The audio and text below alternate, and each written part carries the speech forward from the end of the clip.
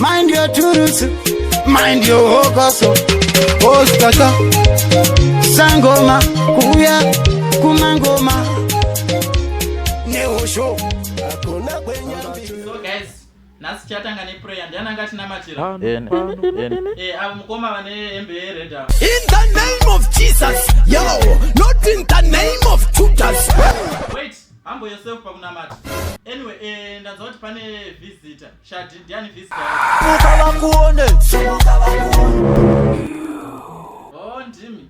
Ha, asimuri lesbian. Achona kuti kwamakamira ikoko ndekwavaruma. Mira varume ine ndinomira musambondichira.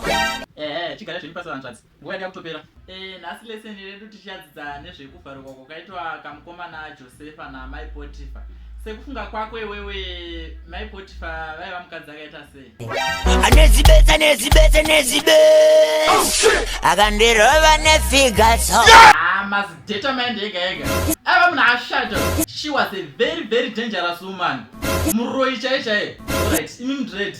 Tomboti matumirwa varoi munoti kudii? Asiye iva uye musa vabate. Vari menimo ati vakwati. Ayo mpaka. Kwako kuri kusatya. Muroi wanyatsomuziva. Munhu anofamba nechidhoma. Maziromo. Chidhoma nochiziva iwe. Chichocho.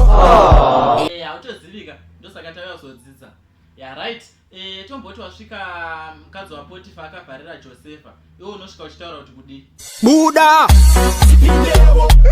Pedza. Chitewo. Nyaya dzepamubhedha munozonyanya kudzida.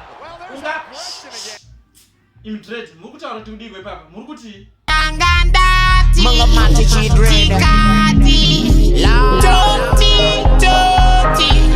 ine mitsano ndimi sina chose.